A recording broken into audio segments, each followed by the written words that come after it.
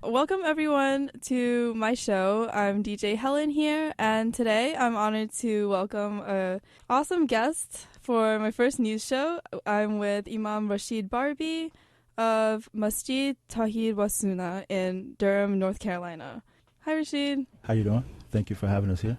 So today we're going to talk about Islam, the religion, and clear up some popular perceptions of Islam. So would you like to sort of start off either giving your story with the religion or with the sort of facts about the religion itself? Sure. So we begin by praising Allah and thanking him for the many blessings that he has bestowed upon us. And then we say, may the peace be upon his final prophet, the Prophet Muhammad. And then we'd like to thank DJ Helen for her kindness and generosity. And she's been a great host. So we'd like to thank her for having us here. Thank you. Islam is a very misunderstood religion. So we like to clear up some of the misunderstandings that people have concerning Islam. Islam is based upon six key. Yeah, you could just lift it close. Yeah.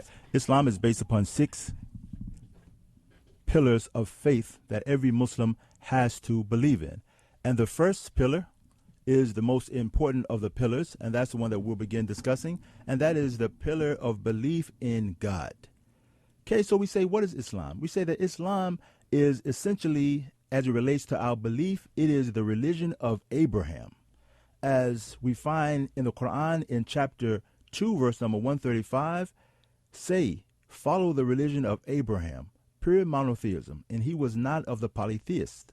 And there also comes a stern criticism for anyone who turns away from the religion of Abraham, as we say, in the same chapter in verse number 130, and who would be adverse to the religion of Abraham except for one who makes a fool of himself. So what is the religion of Abraham? What is Islam? It is the belief that your creator is one. That your creator is one, and that there is a deity, a God, who created the heavens and the earth. This same God is the one who controls and runs the affairs of the universe, the one who woke you up this morning, the one who makes it rain. And so, because he is one, meaning he is the only one who created you, he is the only one who runs the affairs of the universe, then as Muslims, we understand that he is the only one who can truly be called a true God, a true deity, and as a result, he is the only one that we worship, the only one that we pray to. And we believe that he is unique, meaning that he had no beginning and no end. He has no mother, no father, and he has no children and no wife. As comes in chapter 112, say, Allah is one. Allah is the self-sufficient one. He was not begotten, and nor is he begot, and there is nothing like him whatsoever. Thank you.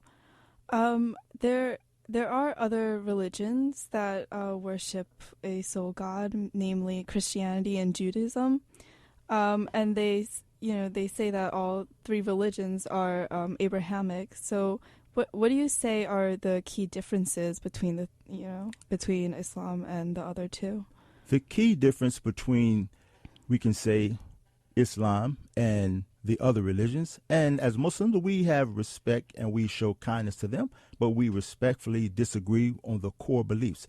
So our belief that our creator, God, is unique, meaning that there is nothing like him. He's not a man, he's not an angel, he's not a spirit, and he doesn't have any children. You'll find other religions and they say that God had a son.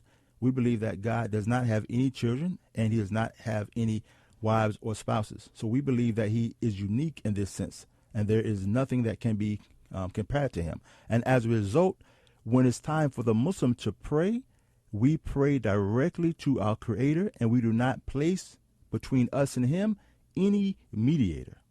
So you find other religions and they'll say, we're going to pray to this person. For example, we're going to pray to Jesus in order to get to our creator, to God. We say, no, our creator hears everything. He sees everything. He knows everything. Therefore, we are going to pray directly to him. So we have a direct connection between ourselves and our creator. And the other thing, which is a major difference, is that we believe in all the prophets. The first prophet being Prophet Adam, and the final prophet being the Prophet Muhammad, peace be upon all of them. Included in these prophets is Prophet Abraham, Prophet Moses, Prophet Noah, and we believe in Prophet Jesus. I don't know of any other religion that believes in all of the prophets. Okay. How do you, because people of these three religions sort of worship in, I would say, very different ways, what sort of creates this difference in practice? The difference in practice comes from the difference in the core belief. We believe that everyone, from your creator to everything that he created, has rights, and everyone has to be given their rights. So the most important right is the right of your creator. And what is his right? His right is because he created you all by himself. If you ask anyone in the world, or most of the people, we should say, who woke you up this morning? They're going to say God. Say, who made it rain? God. Who feeds you? God. Who do you worship? If that answer is any different, then there's a mistake. You should only worship the one who created you and who provides for you. And so because we pray directly to our creator, when other religions, they have a mediator, then that's going to change the way that we actually worship. The practice is going to be completely different. Okay, thank you. What would you say about Islam? I would imagine that as Imam, you have sort of provided a lot of people with spiritual guidance. From your experience, what would you say is like a thing that commonly resonates with with believers of Islam, or what do you, or what personally resonates with you? Well, and we know that the guidance, it comes from Allah, from our creator, and he may use us to provide the information, and ultimately he is the one who's going to guide. And we know that as many of the other major religions, we believe that this life is the test ground, that you were created for a purpose. We don't believe that we were created just to eat and procreate as the animals were, but we believe that we have a purpose, and that is to worship our creator. So this is the test ground. And the ultimate goal is that when we die, we know that we are all going to be raised to life. And then we're going to be judged based upon what we did in this life. So our ultimate goal is to go to paradise, which we believe is going to be is a real place that's already created. And those who worship their Lord by himself, they'll be in paradise, flesh and blood, enjoying themselves. So this is our ultimate goal, that we reach paradise. Okay, and relating that to sort of the public perception of Muslims, especially in regards to terrorism, would you say that terrorists, how do terrorists fit in your religion? That's a very good question. One of the scholars of old, he had a debate with a terrorist person. And he told them, he said, the only thing that you want is the worldly life. You are materialistic people. You love the material things. And the man said, that's not true. We're trying to fight for Islam. And he asked him 3 questions. He said, does the Muslim ruler stop you from praying? He said, no. He said, does it stop you from fasting? He said, no. He said, does it stop you from making pilgrimage to Mecca? He said, no. He said, so the only thing that he stops you from is materialism, and this is why you're fighting him. So you find that the terrorists, they have attacked Saudi Arabia years before they did 9/11. But in Saudi Arabia, they're not being prevented from praying, from fasting, from being good Muslims. So why are they attacking other Muslims? It's because they want position and leadership, and they really don't want Islam. So you're saying that terrorists are not, although they claim to be Muslims and believers of Islam, their practices aren't in line with anything. They're completely foreign to Islam. And you find that what they do with our youth is they'll find a young man, and now, unfortunately, even the young woman, someone who is not really practicing Islam as they should be. Maybe they're not praying, maybe they are doing things that are contrary to Islam, but they'll give them a promise. If you die, if you do a suicide bombing, you'll go to paradise. And they give them a false promise. When in Islam, we know that this is not going to happen.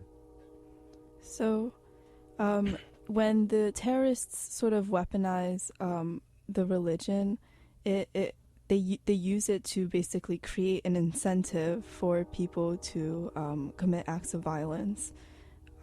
Would you say that's sort of correct? Oh, for sure. But in Islam, everything has conditions and rules and regulations. Just like here at college, if you want to be admitted to Duke, you have admission requirements. If you want to make the dean's list, certain things that you have to do. If you expect to receive a reward as great as becoming a martyr, there are conditions that the terrorists don't meet. So for a war to happen in Islam, and first of all, we like to clarify something that's very important. The word jihad does not mean holy war at all. It's been mistranslated to mean holy war, but it actually means any type of struggle. As Allah mentions in the Quran, if your parents make jihad against you to force you to worship other than him, then do not obey them, but treat them in a kind manner and be their friend. So the word jihad, it means a struggle. It doesn't mean a holy war. But there are conditions for any type of war. And the main condition is the only one who can declare war in Islam is the Muslim ruler. Just like in America, it has to be President Barack Obama is the only one that can declare war. So these rogue individuals declaring war, declaring the Islamic State, they have no authority to do so. Because we know that now that terrorists don't align with any of the Muslim beliefs. Why do Muslims overall in America especially receive such negative attention for their religion?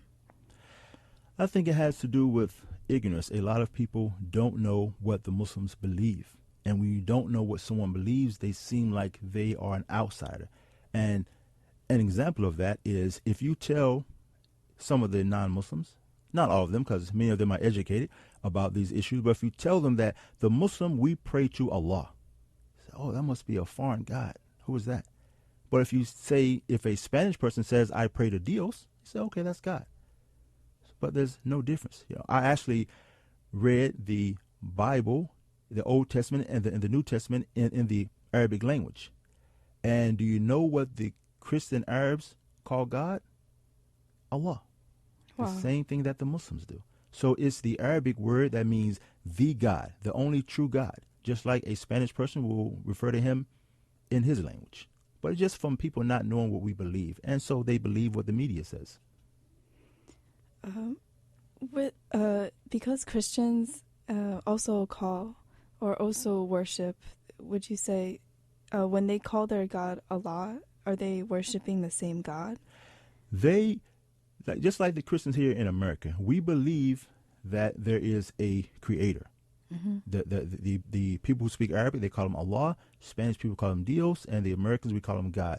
But the main difference, even with the Christians in Egypt, where they have a large population of Christians and the Arab Christians, is that they still have the same practice of the other Christians, is that they believe that God had a son, and they believe that they have to use him as a mediator between themselves and Allah. And we don't believe that.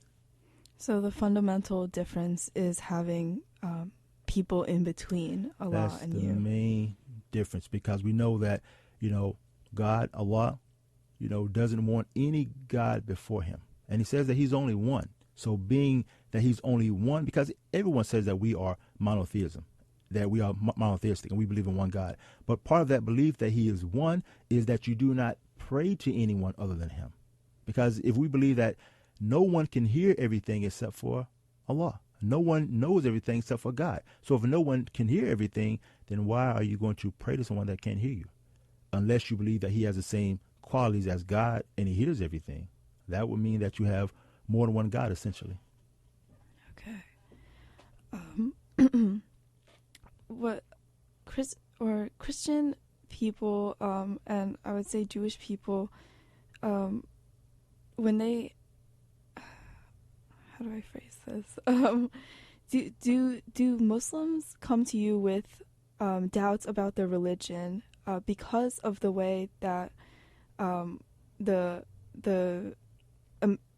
America sort of portrays Islam, do they have doubts sort of reconciling like this public image of what a Muslim is and then who they are and who they know Muslims to actually be? I haven't experienced that myself, anyone coming with doubts based upon that, but everyone's human, and there are Muslims who are going to have some doubts, but it's mainly based upon them not really learning their religion. Anything that you become a part of, that's not enough. You have to increase your knowledge of that thing until you become firm, and you have to always pray to God to give you firmness. But if a person doesn't increase his knowledge, then, if you surf the internet, you're going to read a lot of doubts about Islam. If you may go out to the store and someone may present you with a doubt, and if you have not adorned yourself with knowledge, then that doubt may touch your heart and it may never come out. Well, that's why we always encourage to always try to increase our knowledge. And you can never feel that because you have acquired this amount of knowledge that you can stop studying. We continue studying until we die. That's a very important. Well, I think it's a very important principle to live by as well. So, how do you think, or why would you say there is such a negative impression of Muslims here? I think it has a lot to do with the media and a lot of the non-Muslims not knowing our efforts. We have Muslims in Britain who have established complete websites against terrorism. We have translated books against terrorism. There's probably a lecture every week that's translated against terrorism. But if the average person only watches Fox News and CNN, then they're not going to know this. And sometimes people are afraid to ask questions. I love when I'm in a store and a kid stares at me and says, "What do you have on?" I like, because that shows that kid is thinking. And you don't have to be afraid to approach a Muslim and ask them a question. This is good. But a lot of people are afraid to actually ask what we believe, and so they follow the stereotypes. So you would say the best way to sort of combat this would be to openly, for Muslims as believers to openly educate, and then for the public to also seek that knowledge as well. That's right. Seek the knowledge, and don't be afraid to go and visit your local masjid and to ask, what do you believe? Probably everyone knows a Muslim today. You either work with one, you have one in your family, one that you go to school with. So ask that person, what do they believe? But the important thing is that you have to learn about Islam from the authentic sources. There are some things out here, like the terrorists, who are going to give you a belief about Islam that's completely contrary to what we believe. So you have to make sure that you're getting it from the authentic source. Okay. Because these terrorists sort of use the religion to justify their own agendas, how does the Muslim community react to whenever there's like a story on the news? Yes, it's very difficult. It's very difficult, because every time, just like we had this last incident with the pilot for the tragedy that happened with Germanwings, and the pilot crashed the airplane. And we were pretty sure that if he would have been a Muslim, then it would have been maybe a bigger story. So whenever something happens and it's a Muslim who was behind the trigger, so to speak, then there's a fear, because some of the women, they go out to the store and people say things to them. They make negative comments to them. And some people in different parts of the country have been attacked because they believe all Muslims are terrorists. Therefore, I'm going to take revenge. I'm going to harm this woman. So, it can become kind of frightening. But our job as leaders of communities is we don't wait until something happens to react. We want to be proactive. So we want to make sure we educate our youth to make sure that they cannot be recruited into terrorism, and also educate the Muslims why this is wrong. So we try to be active and not wait for something to happen. By the time something happens, it's probably too late. Do you ever feel like it's unfair that you have to make such a great effort to, break down this negative stereotype? I think it's pretty safe to say it's unfair, but it's a reality. So we have to live with it, and we have to do it, But yeah, I think it's unfair because you really don't find this with anyone else. If one person does a crime, you don't find that they stereotype the entire religion of that person or the entire race. So yeah, it's safe to say it's unfair, but it's the reality. Right. Yeah, and just in society today, we say people are good Christians, and that the word Christian sort of carries with it a very like a pious connotation, Yeah. whereas we wouldn't say that about Muslims. Exactly. Right. So, how do you ever feel like contempt at the media, or at the sort of American perception? Do you ever like feel frustrated or contemptuous in any way for the way that you're treated? I don't have any anger for the American public in general. I'm American, of course. I'm born and raised here. So I don't have. When I find that people are ignorant of what we believe, I really blame myself. I say, okay, I have to work harder. If you don't know, just like when I was in the military, we say that your soldiers are a direct reflection of your leadership. So I blame myself. If they don't know, I'm going to try harder. And, but the media has to take some blame. I don't blame the general public, but the media, I think that the media is blameworthy in not presenting the whole story. But as for the general public, then I don't blame them at all, because they kind of get what they're given. Of course, it'd be better if everyone would try to educate themselves, but that's not the reality. So I just try to work harder. Right. What would you say, because we have so many news stories, and they always seem to be coming in, what would you say that news or TV outlets usually what are their what kind of tools do they use to paint this picture of a Muslim for the public? Well, I think that one of the main problems is that they have people speaking on subjects they're not qualified to speak on. They'll have someone who doesn't know anything about Islam posing as an expert for Islam. And for an example, when some years back in Norway, I think it was a man there who he murdered over 100 people. And before he did so, he wrote a manifesto saying he was doing it for his Christian religion. But he's a lone wolf. So it's not really fair. If you're going to label one person, and he said he was doing it based upon Christianity, then you have to label him as a Christian terrorist. So it's not really fair, but, Right. It's funny because we would like, or the public would never think to label, a sort of Anglo-Saxon person as a terrorist, whereas, a lot of other people who, look different or dress differently are very quick to be labeled something. Yeah, and the reaction is not the same. So now even people who they say, okay, Timothy McVeigh was a domestic terrorist. Okay, everybody is going to agree with that, but it's not going to affect how the people who look like him are treated.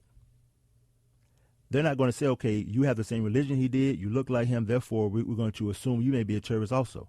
But Right. if it's a Muslim, they're going to assume because you have the same religion, what they think, but we know our religion, compared to the religion of a terrorist, is completely different. But the people say, well, you're both call yourself Muslim, therefore we're going to treat you like we would treat the terrorists. And what would you say, like, does this bring up a lot of like struggles with people who like are Muslim and do practice it, but then feel like they're not as open to practice it or talk about it because the public sort of doesn't look favorably upon it at all? Yeah, here in North Carolina, we're kind of we're very blessed because we don't have as many incidents as they have in other parts of the country. Mm-hmm. But in Islam, as I mentioned, our first thing that we are told is that we have to give our Creator his rights by worshiping him by himself. After that, we have to give the people their rights. So we believe that if you are kind to the people and respectful to the people, then hear what you say, but they really watch what you do. So the media can brand us as terrorism all day long, but if you're kind to your neighbor, if you're good at your job, you're respectful in school, then people will judge you based upon who you are. And that's what we try to do. Islam, it really commands us to be kind to the people, to give people their rights, even people who we have completely different beliefs from. You have to be kind to your neighbor and respectful. And if you do that, then it kind of breaks the stereotype. Right.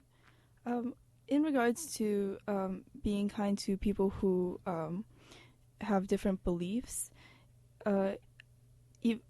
although the religion promotes being very tolerant of other people, would you say that sort of Islam is the one true religion, that everyone should be Muslim?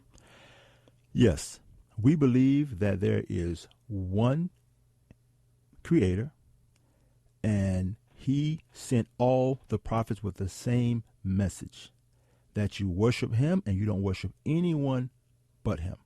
And we believe that everyone can be Muslim. You don't have to be of a certain nationality, of a certain race. Anyone can say, you know what, today I want to be Muslim. So it's open to everyone. So yes, we believe that everyone has to worship their creator. And it's not something that is really given a choice about. And there are many things in life that you don't have a choice about. If you want to get a passing grade, you have to come to class. No one expects to miss a whole week of work and he's going to get a check on Friday. He's like, why didn't you give me a check? You didn't come to work. Everything has rules and regulation. You speed, you get a ticket. Everything. So why doesn't your creator have the right to make a rule and regulation? He has the right. And his rule is that he created you by himself. Therefore, when it's time to pray, pray to him by himself.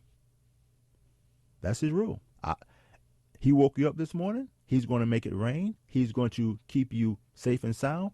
Pray to him by himself. So yes, we definitely believe that everyone should be Muslim. And we try to call people and invite people to that in the best way. And in the case that they're not Muslim, or they're opposed to the idea of becoming Muslim, how do you deal with that, or how do you reconcile that? We don't. How we deal with it, there's not any way that we deal with it. We just try to present the people the truth of what we believe, and there's no compulsion in religion. You can't force anyone to actually become Muslim. If a person wants to, they do. If a person doesn't, that's a choice that he has to make. But just like if a person chooses not to go to work, the boss can't come and drag him out of his home, but he may expect to get fired. So every choice that a person makes has a repercussion, but there's no repercussion that comes from the Muslim. But we believe that if a person worships someone other than his creator, or if he doesn't worship his creator at all, then when he meets his creator on the day of judgment, he has an answer for that, and there are repercussions for that. Well, thank you.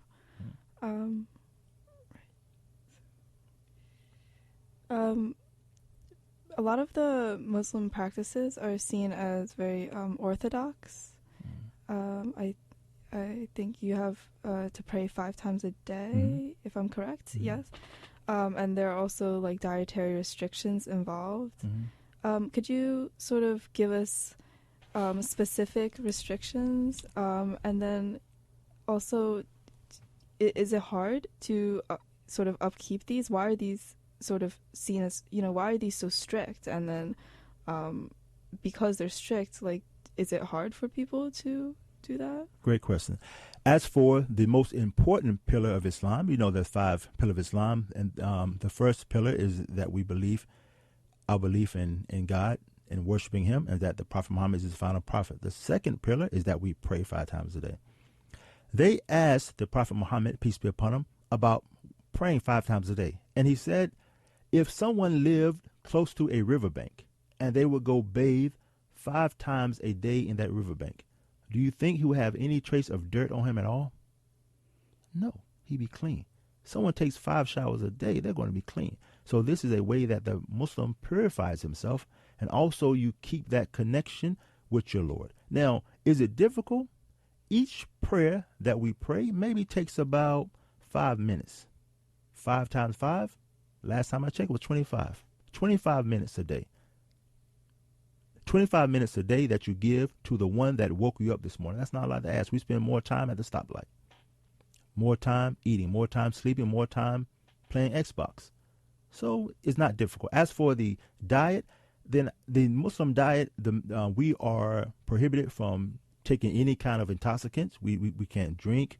We can't do drugs. And of course, there's wisdom behind that no one is heedless of. When people drink, they do bad things. They take drugs, they hurt people, and they hurt themselves.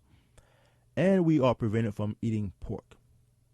So, but we say, okay, Allah, God, our creator, he allowed us to eat everything in the sea.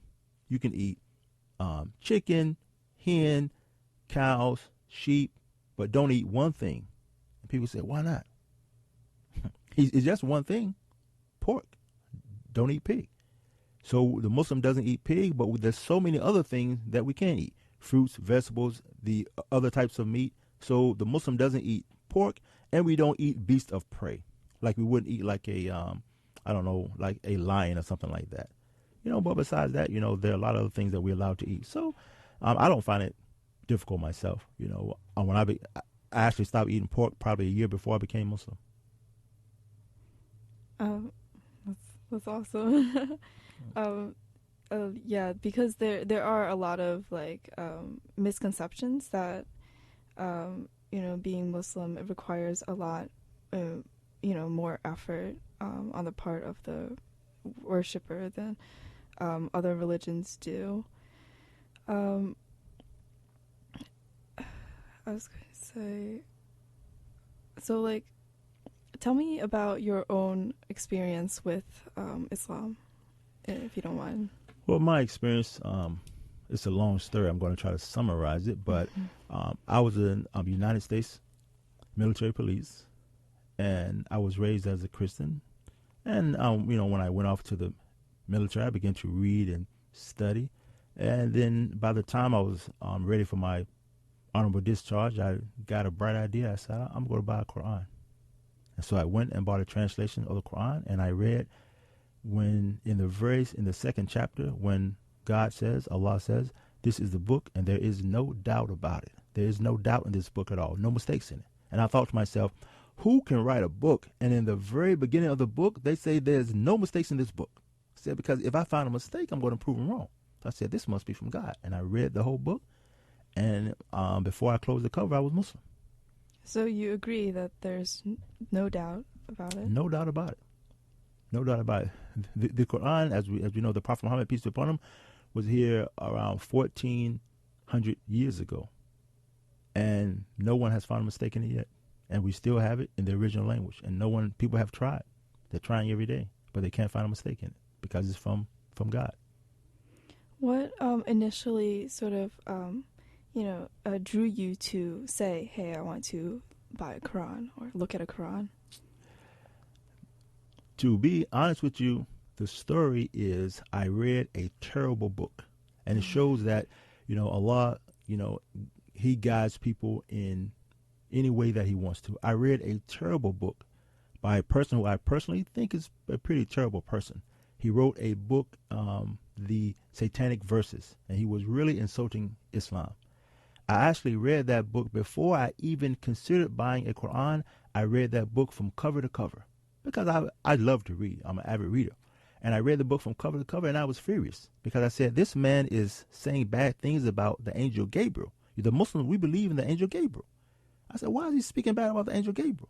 As a Christian, I can't accept that. And then he's speaking bad about this other man who I never heard about, the Prophet Muhammad. And he's speaking bad about God himself. And I became offended. So I said, I'm going to go read for myself this book that he's speaking about. And so that actually reading a bad book led me to the best book. That's awesome.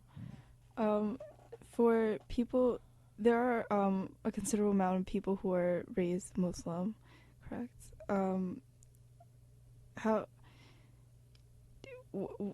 What do you think sort of causes them to stay with the religion for that long? Is it the fact that they're around people who practice it, or do they have their own personal reasons?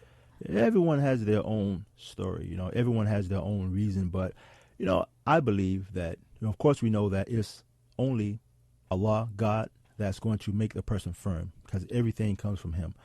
But when a person really educates themselves, Islam is so simple. If a person was alone by themselves on an island, they said, okay, it's raining, I'm having vegetables and crops, it must be a creator that's providing for me. And they wouldn't automatically think, okay, well, he must have a son too. They just think, okay, just one creator. So Islam is just very simple, and it just makes a lot of sense. So when a person reads about it and researches it, it just goes with what's in your natural, soul. It's just natural. The Quran is, very old. How do you think it, still retains so much significance over time? Well, several reasons. One reason is because, as Allah mentioned in the Quran, He said that verily we are the ones who sent this Quran down. Allah said He sent it down. He said verily He is going to protect it. So He's not going to let anything happen to it. And so this is protected. One of the ways is by many people have memorized the entire Quran from cover to cover in their heart. Wow. They memorize from cover to cover, and they don't have one letter out of place. Children even. And we have it in the original language. Although, as we mentioned before, it's been translated to probably every language on the earth, but it's still in the original language as it was sent down. And so it's intact. How do you say it holds in relation to society? Like, because our society moves at an increasingly fast pace, and culture changes a lot. How do you say it still stays relevant to modern life? Because in Islam we're not prohibited from being modern, but some things don't change. Decency and being a good person and being a modest, kind person, that's not going to change. So sometimes in society they want to change things that shouldn't change. They should have never legalized alcohol. Alcohol is always bad. So we don't have to change, and now we have to allow something because we are more modern now. Because is there any limit to it? Who's going to put the cap on it? See, part of believing in God, believing in Allah, is belief that He knows everything. You're not going to be smarter than the one that created your brain. So because He knows more than you, why not follow His rules? If the one who created you and He knows what's going to happen tomorrow, He knows what happened yesterday, He knows everything, why not follow His lead? It's not something that He left us stranded to make up things. He gave us clear guidance on how to live that will benefit you not only for when you're raised to life, but also in this life. He gave us the best guidelines to have a good life. For people who are sort of doubting their faith, I think one of the main, arguments made against just religion in general is how do you know for sure, because you can't see that a higher power exists. A lot of people don't tend to believe in one. So, where does the Muslim faith come from? That's a very good question. It actually takes more faith to not believe in a creator. It takes a lot more faith to not believe in one. For example, if I were to tell you, there's a brand new mall here in Durham. It's bigger than South Point. It's a great mall, 5 stories, and it opens tomorrow. And you say, who built it? Nobody. I drove down the street and it was right there, just showed up. Wow. You would say I was crazy. But you believe, and also not only does a mall exist, but it runs and it functions by itself. You wouldn't believe me, but people believe that the universe was created by itself and it runs by itself, that the sun is just the right distance from the earth not to burn it up, and so it won't freeze. And that happens by chance. I did my own experiment because people say, that the universe was created from a Big Bang theory and it just runs by itself. I was driving my car, hope I don't get a ticket for this, and I said, let me see if this is possible. And I took my hands off the steering wheel. It was about 5 seconds. I was going to the curve. So if a car can't run by itself, how is the earth rotating by itself and no one is controlling it? That takes a lot of faith to believe that. It's easier to believe, no, there is a creator who's controlling this. Wow, that really puts things into perspective. To have it put that way. Um,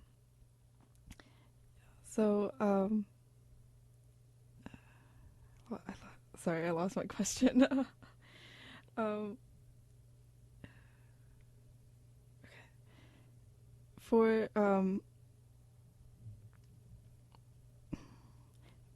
because there is the belief in a creator that makes that has created the universe and created this very perfect circumstantial existence for us. How why is the world so messed up still?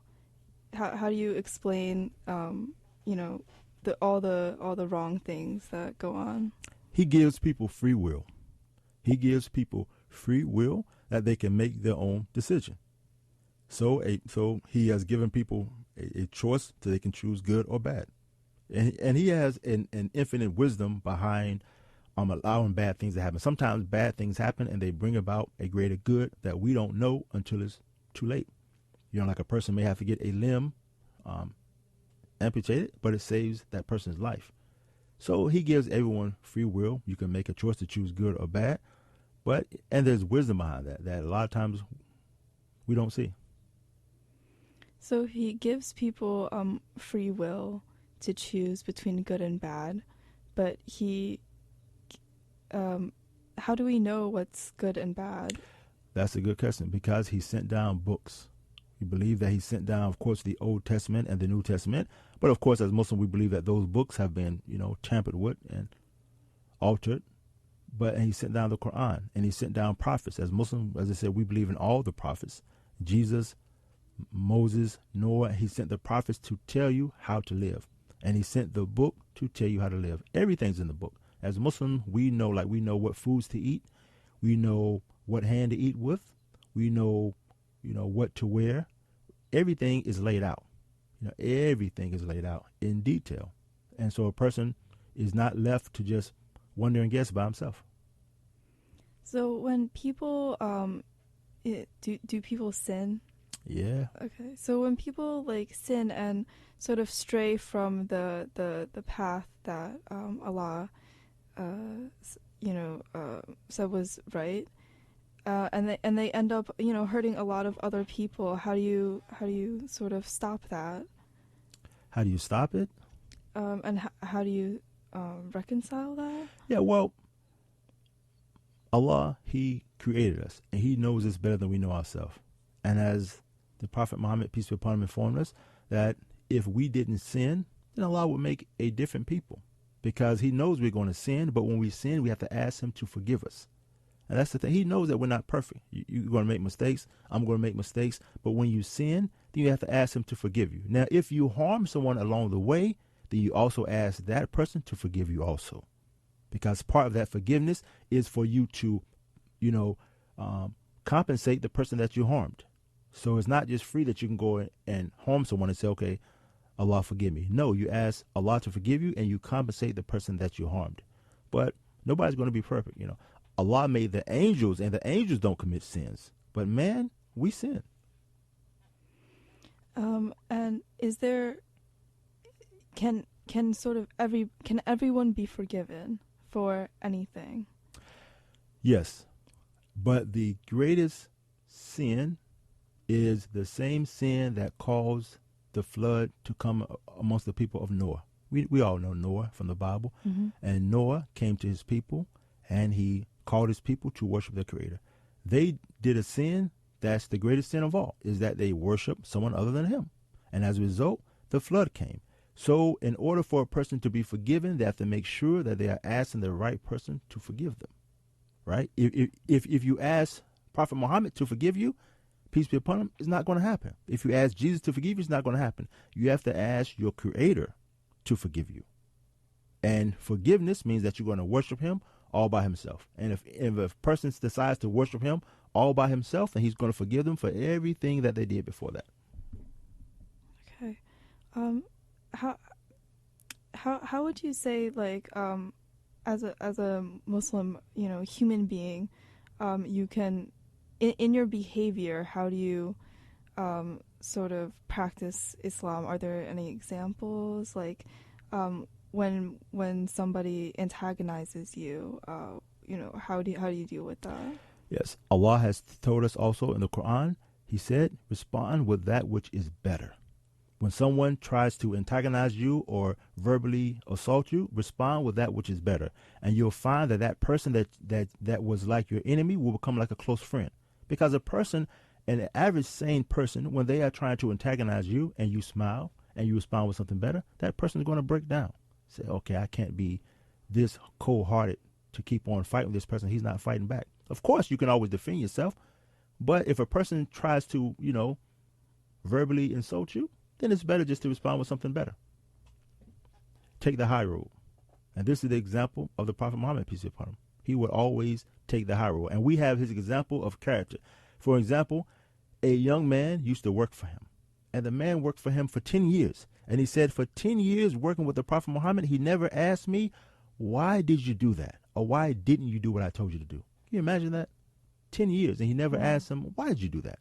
He was just patient with the people. And we know from his example, as he's the best example, that Allah has sent us. And so we try to follow his example and how he dealt with the people. He was very kind. Even people who harmed him. People used to harm him physically. But he would always respond with that which is better. So there's no element of retaliation in Islam? It depends. For example, if a person murders someone, then their family has a right to blood money, retribution. This person also can be executed himself. So there is an element, and there's also an element of a person protecting himself. A person is not going to let someone, harm them or their family. No, you have a right to protect yourself. But we're speaking about if someone just, a verbal assault, then, you respond by educating that person. We're not going to physically harm someone because they called us a name. So you would never respond in a way that's more severe to what sort of incited the incident?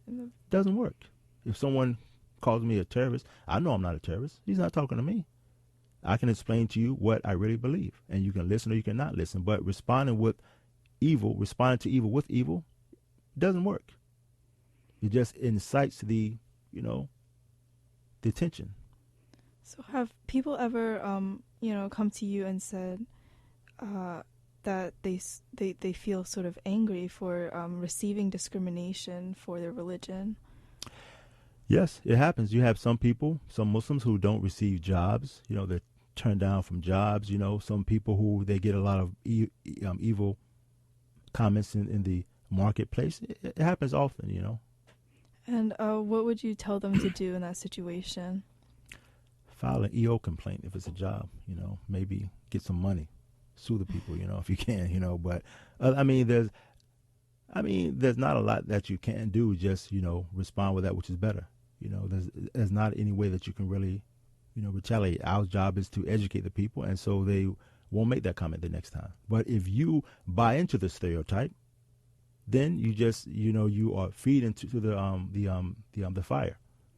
So buying into the stereotype would be responding with something bad. If a person thinks that you are a thug and you hit the person, well, you prove my point. But we respond with something better. And then you show them that by abstaining from conflict and not letting your anger, control your behavior, that you're showing them that you're peaceful. Right? Exactly. And we know that better people than us have gone through the same thing. They tried to kill Jesus. As Muslims, we believe that Jesus is still alive. We believe that he's alive and he's coming back during the last days on the earth. We believe that. Mm-hmm. But they tried to kill him. So what can I expect? They tried to kill the Prophet Muhammad, peace upon him. They tried to kill Prophet Abraham. So, if we get cursed at, okay, I'll take that. It's expected. And there's a lot of discretionary law, in the United States, especially regarding, police forces, and with the actual terrorist, attacks happening, that it's not sort of helping the image of the American Muslim person. what do you feel about the laws that are in place, and how much is left up to individuals to decide, whether Muslims are good or bad? Well, I think that if America wants to get the terrorism problem under control, then they need to let the right people deal with it. There are scholars in Islam that can really educate even those Muslims who would be terrorists, and they can stop the people from doing a lot of things that they would like to do, and they can educate the authorities on who to look for, because there are signs that you can tell this person is a potential terrorist, But the laws have to be fair. The laws have to be fair. If this act is terrorism, then it's going to be terrorism regardless of the religion or the race of the culprit. It has to be fair. What for people who actually do become terrorists, what do you think, or is there like a pattern? What draws them to express, sort of take this up and then express such violence? Well, and I'll say first that as a Muslim, that we have been told that if you know someone that is trying to do a terrorist act, then you call the authorities. We don't have any loyalty for someone that's trying to kill someone. But a lot of these people, they don't have any education of the religion, and they get on the internet and they see what's going on overseas, maybe Palestine. They become emotional and they want to do something, and they don't know what to do, and they don't realize that everything in Islam has conditions for it. For example, if you want to pray, you have to make sure that you wash yourself off properly. You have to make sure it's time to pray. You have to, face a certain direction. So everything has rules. So why is it when it's time to kill, there's no rules? It's a free-for-all. That's not correct. So there's rules and regulations for any type of war. And so these people need to know that, what they're doing is not from Islam. Right. But there are a lot of signs, the books that they read, the websites that they frequent, a lot of signs, a person being isolated from his community.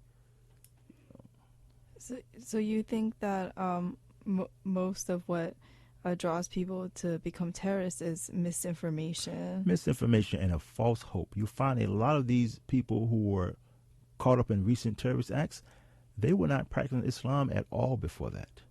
And they got a false hope. Look, you're not practicing Islam. We have a promise. You can go die and you can go to paradise as a martyr. And they give them a false hope. Why do you think specifically this religion?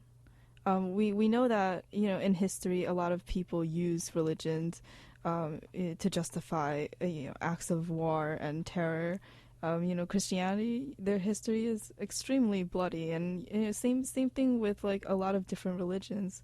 So, how do you? Well, these people were present during the time of the Prophet Muhammad, peace be upon him, and he told us, it's his prophecy. He told us that these people were going to come. This is documented in our books, that these type of people were going to come about. And like you said, these people were present in the history of the Christians, in the history of the Jews. In every religion, these people, they pop up. But he foretold that, until Jesus comes back, this is going to happen. And so it's just our time for it to happen, as it happened in pretty much every religion prior, and it still happens in some other religions other than Islam. How do you think sort of America should, or what do you think is a better way to react to the whole problem of terrorism? I think that we need to have more programs like we're having tonight and allow the Muslims to give their voice, so the people will know that the average Muslim is completely against terrorism, and then allow us to educate the people, so then the average citizen will know what to look for. If you allow the right people to give the right information, it's a very simple process, but it starts with these type of programs. And for people who are non-Muslims and intolerant, how do you sort of, approach them? Education. As we mentioned, like the website, salaf.com is a website completely dedicated against terrorism. More articles than you can read probably in a month. And so if you actually educate yourself and find out that we have a strong position, because as we said, the terrorists were killing the Muslims before they even turned to the non-Muslims. The terrorists are attacking Saudi Arabia all the time, right now as we speak. So it's a problem that we have. So you have to educate yourself, just like with anything else. Don't stereotype. Some people stereotype African Americans. Some people stereotype Asians or Hispanics. Don't stereotype, but actually educate yourself and find out what do people really believe. Everyone has that responsibility, especially before you act and before you harm someone. You have a responsibility to educate yourself.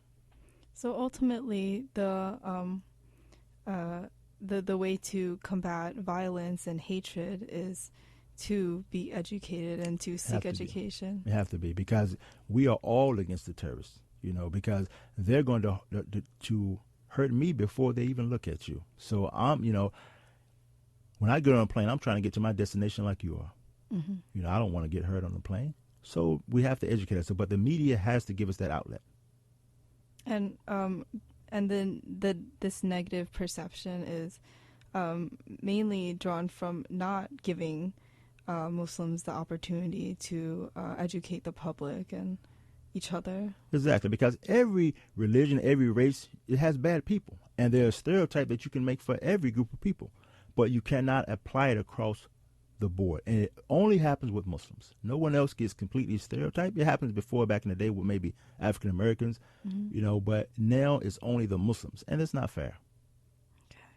All right. Well, it is now close to 8 o'clock, and unfortunately I have to wrap up the show, but thank you so much, Imam Rasheed Barbee, for coming on to the show. And if education is the way we combat conflicts and live all together in more peaceful, more fulfilling unity, then thank you all the listeners who are listening to this show and educating themselves about this religion of Islam and Muslim people. And personally, I would like to say that this has been an awesome educational experience, so thank you. Thank you for your time. We really appreciate it. Okay, all right. This is DJ Helen here. You're listening to WXDU